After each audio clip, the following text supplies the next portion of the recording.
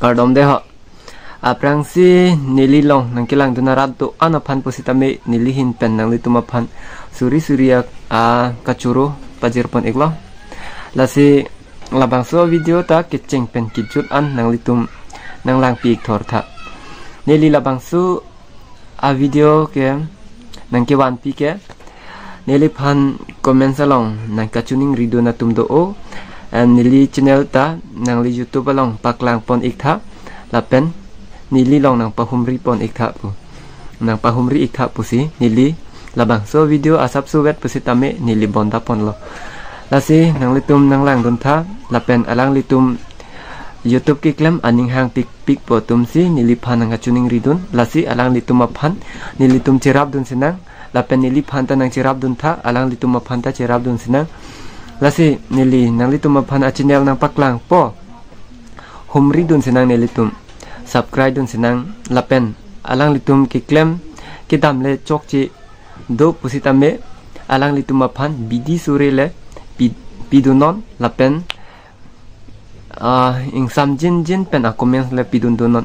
lapu chok chi pusita comment sa ke hino bangke aning pa oilak a comment sa bangke pidun dedri lapen nili phanta lapu so na comment sa bangke nang pidun de sikeme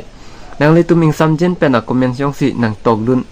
nang pudun plote nilita nang litum malam arjuji monsita hala a comment sprek jek jek kapor hepen ining oilak lak me a comment sa bangke arju tang tung te lasi non nili pader delo alang litum nang kachuning rido na a channel an pusitame nili nang paklang po lapen nang litum ta humri dam ikha nili video kasi mar pipen alang litum subscribe long bom lo subscribe dam bang dulo pulote alang litum ta aning arong po lapen nili sitame ningarong dun po alang litum aphan lapen alang litum pusitame nili phanang churo po lasi labang lahaya channel nili non nang paklang pon thit po paderang nelo kicheng si a channel nili nang paklang pon ji lake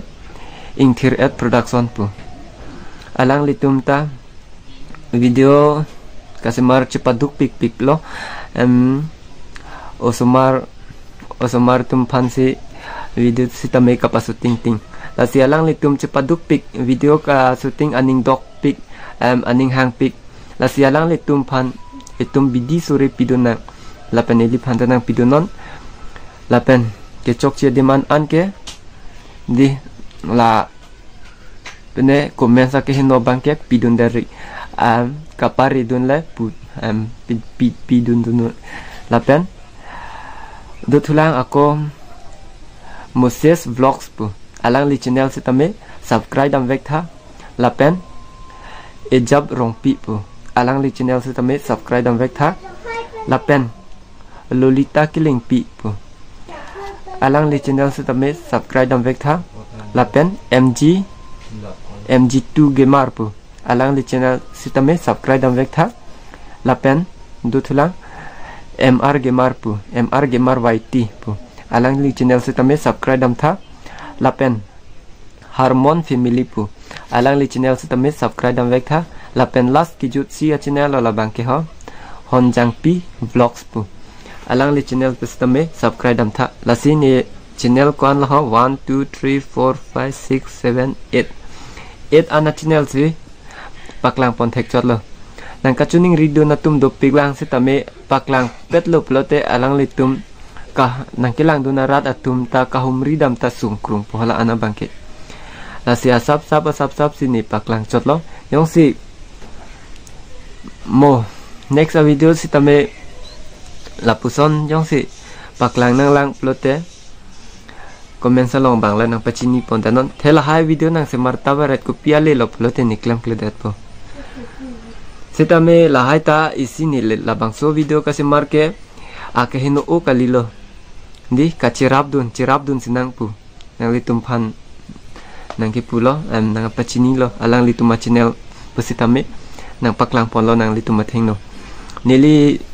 ene pudam enang te mathadam pulote ayi hak tu mathapo nang like subscriber ki du on bak lobon nang li ke thekeri o munit an bak lobon pu sitame lahai ke cerap dunang po subscriber ave pin pusitame nililong nang kilang dun 1000 vet pusitame 500 vet pusitame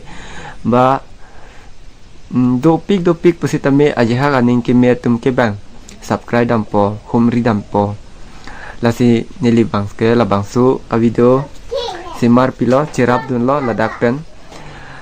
ajeha ka tumapan ke